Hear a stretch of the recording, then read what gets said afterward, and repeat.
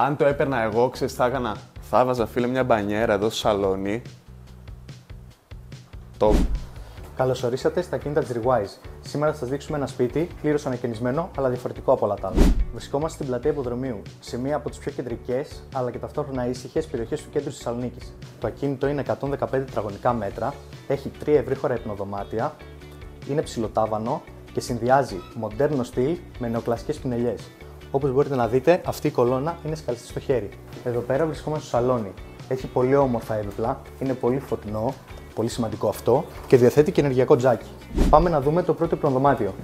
Είναι γωνιακό, διαμπερές, έχει διπλό κρεβάτι και πολύ μεγάλη ντουλάπα.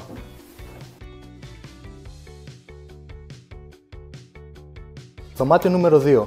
Στο ίδιο στυλ, επίσης πολύ φωτεινό.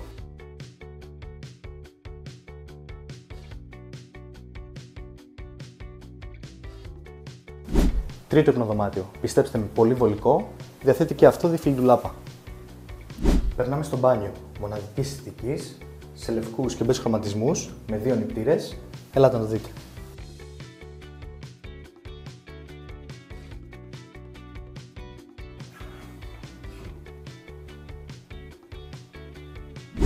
Εδώ βλέπουμε την τραπεζαρία και πάμε στην κουζίνα. Με μεγάλο πάγκο, βαθύ νεροχύτη, πολύ αποθηκευτικό χώρο, μεγάλα ντουλάπια. Δείτε και αυτό. Να πούμε ότι διαθέτει όλες τις ηλεκτρικές συσκευές, εστία, φούρνο και ψυγείο.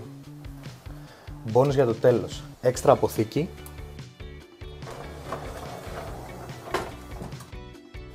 Με ράφια και πλυντήριο.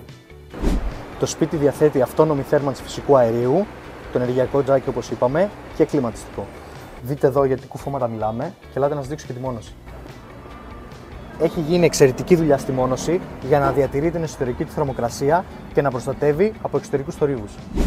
Αναζητάτε ακίνητο για αγορά ή ενοικίαση? Επισκεφτείτε και εμπιστευτείτε τη Rewise. Μπείτε τώρα στο www.rewise.com.